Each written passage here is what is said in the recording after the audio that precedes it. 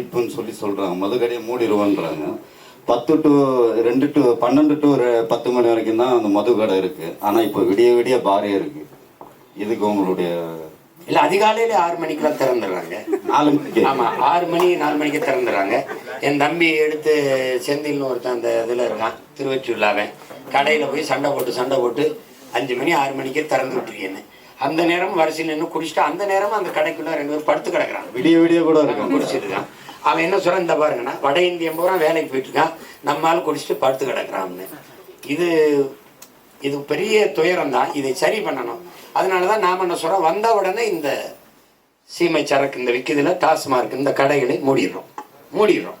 ஆனால் இந்த உயர் ரக மது இருக்குல்ல, இந்த மதுவை நட்சத்திர விடுதிகள், ரெசார்ட்டுகள், பெரிய பெரிய வெளிநாட்டு பயணிகள் வர்ற சுற்றுலா தலங்களில் அனுமதிக்கிறோம். இப்போ பெரிய விடுதிகளில் போய் வெளிநாட்டு பயணிகள் வரவனுக்கு வந்து நீ என் கள்ளக்குடின்னு சொல்லிட்டு இருக்க முடியாது, அதை அனுமதிச்சிடறோம். ஆனால் நம்மளுடைய ஒவ்வொரு தேசினத்திற்கு ஒரு மது இருக்குது. அதில் நம்மளுடைய பனம்பால், தென்னம்பால், ஈச்சம்பால், நம்ம பாரம்பரிய கலாச்சாரத்தோடு இருக்கிற இயற்கை இதான இந்த கல்லை திறந்து விட்டுறோம். அதை நம்ம திறந்துடும். அதை நான் சொல்கிறேன், வந்தால் திறப்போம், இதை மூடிடுவோன்னு சொல்கிறோம். அதே மாதிரி இப்போ பார்த்தீங்கன்னா வடநாட்டிலேருந்து நிறைய பேர் இங்கே வர ஆரம்பிச்சிட்டாங்க. வேலைவாய்ப்பு இங்கே இருக்கிறவங்களுக்கே வேலைவாய்ப்பு இல்லாத சூழ்நிலை தான் உருவாகிட்டு இருக்கு. இப்போ அங்கேருந்து வர்றவங்க அந்த சம்பளத்திலேயே கம்மியாக வேலை செய்கிறதுனால இங்கே பார்த்தீங்கன்னா அதிகமான ஆட்கள் வர்றதே வந்து வடநாட்டிலேருந்து வராங்க. அங்கே 65 லட்சம் பேருடைய ஓட்டுடைய உரிமையை ரத்து பண்ணிட்டேன்றாங்க. அப்போ அவங்களுக்கு ஓட்டு உரிமை அப்போ யாருடைய ஆட்சி இங்கே வரும்? இங்கே மறுக்க வேண்டியதில்லை. அது வந்து அதான நான் ஒருத்தவங்க அது கடுமையாக ஏற்று சண்டை போடுறேன். எங்கள் அண்ணன் ஏர்போர்ட் முத்தி நாங்கள் தான் போடுறோம். இதில் என்ன அப்படின்னா, உழைப்பிலிருந்து நுட்பமாக நம்மளை வெளியேற்றுறான். உழைக்கிற திறனற்றவர்களாக முதல்ல ஆக்குறான், குடிக்க வச்சு. அப்புறம் இந்த சோம்பி இருங்கள் காசு தரம்னு 100 நாள் வேலை திட்டம்னு போட்டு அதில் விட்டுறான். அப்போ இந்த உழைப்பிலிருந்து நம்ம வெளியேற்றுறதுனால, உழைப்பின் தேவை அப்படி இருக்கிறனால அவன் வந்து அதை நினைச்சிடறான், தவிர்க்க முடியாது. நம்ம முதலாளிகள் சொல்றது அவன் உழைக்கிறா, 2வது குறைந்த கூலிக்கு கிடைக்கிறாங்கிறது இருக்குது. இதனால இது தவிர்க்க முடியாததா ஆகுது. இன்னைக்கு தவிர்க்க முடியாத இப்படி வர்றது வந்து நாளைக்கு அது வந்து அவன் என்ன பண்ணுவான், அன்னைக்கு 500 ரூபா கூலிக்கு வர்றவன் நாளைக்கு 5000னு சொன்னா கூட நம்ம கொடுத்து தான் வேலை செய்யணும். அவனுக்கு வேலை கொடுக்கறதுல சிக்கல் இல்லை, அவனுக்கு ஓட்டுரிமை கொடுக்கறதுல பெரிய சிக்கல் வருது. அங்கிருந்து வர்ற குடியேற வட இந்தியன் வந்து காங்கிரஸ் வாக்காளனும் இல்லை, முழுக்க அவன் பிஜேபி ஓட்டர்ஸ் அவன். அதை நீங்க கவனத்தில் வச்சுக்கணும்.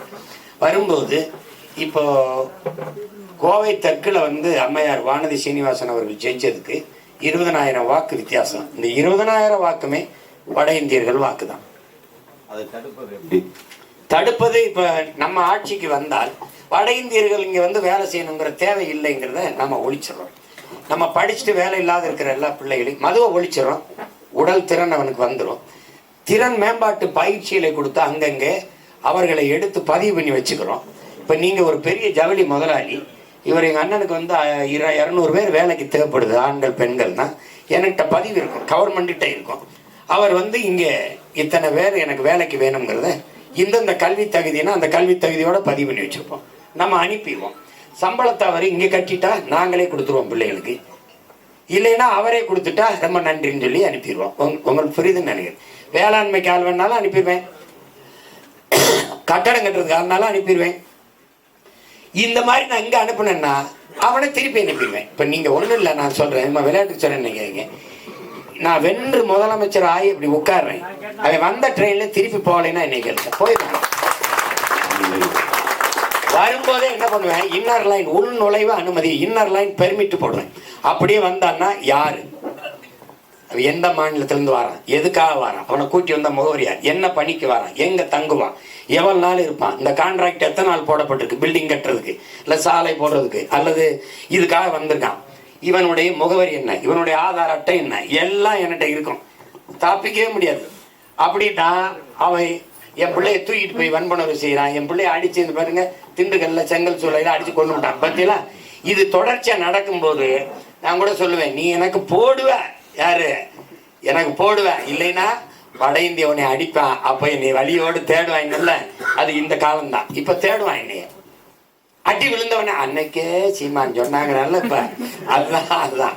அதனால இதுக்கு ஒரே வழி இருக்குது, நம்ம பிள்ளைகளை உழைக்க தயார்படுத்தணும். நம்ம பிள்ளைங்க உழைக்கிறதுக்கு கூச்சப்படுறாங்க. எந்த வேலையும் செய்யலாம் இழிவல்ல, எந்த வேலையும் செய்யாமல் இருப்பதான் இழிவு என்று கற்பிச்சு நம்ம பிள்ளைகளை வா வேலை செய்யி அப்படின்னு சொல்லி வேலை கூட்டி வரணும். அதை சும்மா விட்டா வரமாட்டான். கவர்மெண்ட் எப்படி சொல்லணும்? கவர்மெண்ட் இவருக்கு தான் வேலைக்கு ஆள் அனுப்புறேன், கவர்மெண்ட் அனுப்புது அப்படின்னா வேலை என்ன ஆயிருது? கவர்மெண்ட் வேலையாயிருதுன்னா வந்துடுவான். இப்ப சரியா நான் சொல்றது வேற.